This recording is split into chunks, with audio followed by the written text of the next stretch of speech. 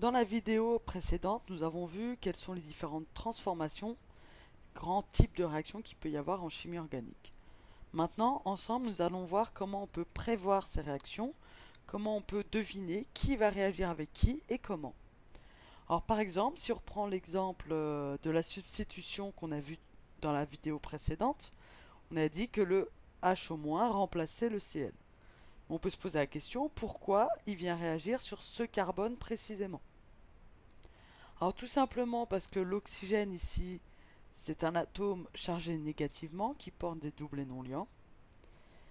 Et que le carbone qui est ici, c'est un atome qui est plutôt chargé positivement, car le chlore électronégatif attire les électrons.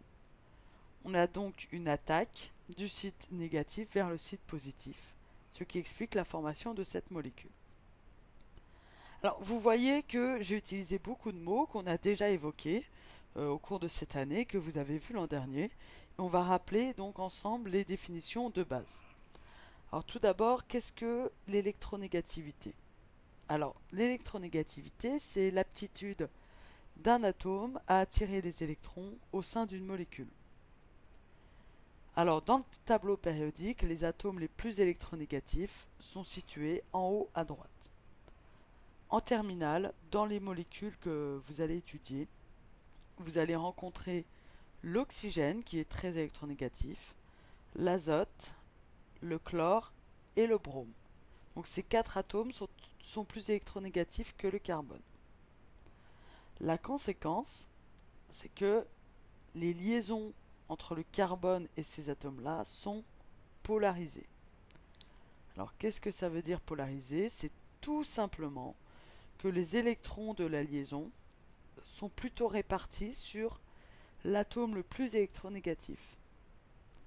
Alors, la conséquence de ça, c'est que lorsque une liaison est polarisée, elle est fragilisée, elle va casser plus facilement, et les atomes portent des charges partielles.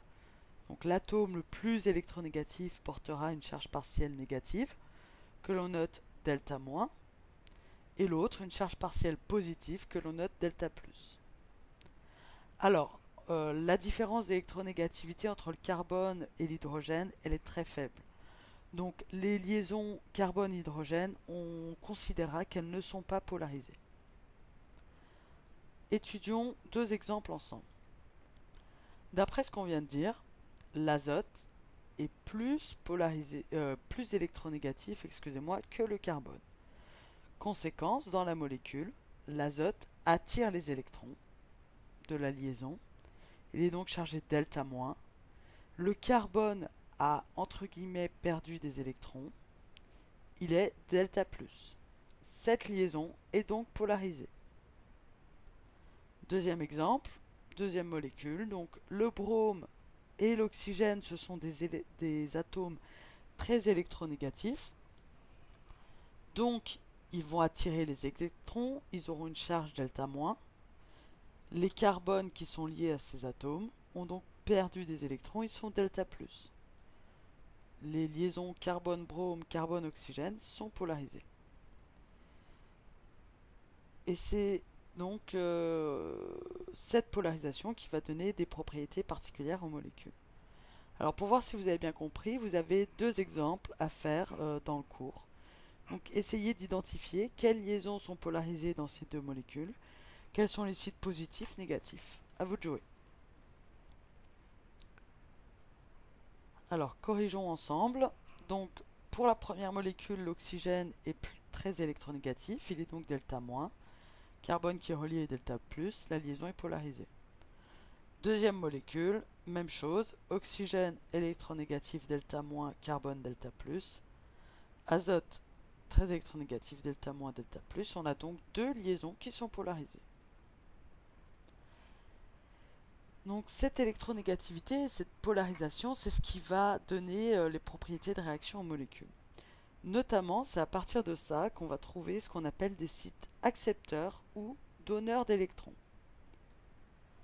Alors, ce qu'on va appeler un site accepteur de doublé d'électrons, c'est un site qui est appauvri en électrons. Donc il aura une charge partielle delta+, ou carrément une charge totale positive. Les sites qui seront donneurs d'électrons, ce sont ceux qui présentent un excès d'électrons. Donc ils auront une charge partielle delta moins ou une charge totale négative. Et alors ça peut également être une liaison multiple, comme une double liaison ou une triple liaison. Et en général, ce sera un atome qui porte un doublet non liant. Alors les doublets non liants, vous avez vu ça en première S. On va retenir le résultat ensemble. Donc ce sont des électrons qui sont autour d'un atome disponible, mais qui ne font pas une liaison. Comme ils sont disponibles, ils vont pouvoir éventuellement être donnés vers un autre site. C'est pour ça qu'on les trouve sur les sites donneurs. Vous retiendrez donc que l'oxygène possède 2 doublets non liants, l'azote en possède 1, et les atomes tels que le chlore ou le brome possèdent 3 doublets non liants. Si vous voulez, on pourra redémontrer ça en cours ensemble. Alors, c'est à partir de ça qu'on va pouvoir prévoir les réactions. Alors, entraînons-nous un petit peu. Donc ici, si on reprend les exemples de tout à l'heure, donc l'azote delta-, le carbone delta+, l'azote possède un doublet non liant qu'il faut rajouter. Et à partir de là, on peut dire que le carbone est un site accepteur, parce qu'il est appauvri, donc il peut accepter des électrons. L'azote est un site donneur. Même chose ici, il convient de rajouter les doublets non liants. Donc tous les sites delta- avec des doublets non liants sont donneurs et les carbones sont accepteurs. Oups, je vais aller un peu vite. Ok. Allez, à vous de jouer maintenant. Ok, on fait la correction. Donc, d'après ce qu'on avait vu tout à l'heure, l'oxygène qui est delta-, il a des doublets non liants, donc ce sera un site donneur. Le carbone sera un site accepteur. Pour l'autre molécule, même chose. L'oxygène, doublet non liant, charge moins, site donneur. Azote, doublet non liant, charge négative, c'est un site donneur. Les carbones sont des sites accepteurs. Alors tout ça sert à étudier les réactions, prévoir ce qui va se passer d'un point de vue de la molécule. Donc pour cela, il faut respecter 2 règles. Ce sont toujours des sites donneurs qui réagissent avec les sites accepteurs. Et pour représenter une réaction, en fait, on va représenter le mouvement des électrons. Et on part toujours du site donneur vers le site accepteur. On fait une flèche courbe. Alors un exemple ensemble. On reprendra en cours. Donc par exemple l'addition de HBr sur un alcène. Donc comme c'est dit précédemment, une liaison double peut être un site donneur. Le site donneur va attaquer H+, qui est accepteur, parce qu'il a une charge positive. On obtient donc cette molécule. Dans un deuxième temps, on voit apparaître ici C+. C+, c'est un site accepteur. Et bien l'ion Br-, qui possède des doublets non liants et une charge négative, va pouvoir attaquer C+, parce que donc le donneur attaque l'accepteur.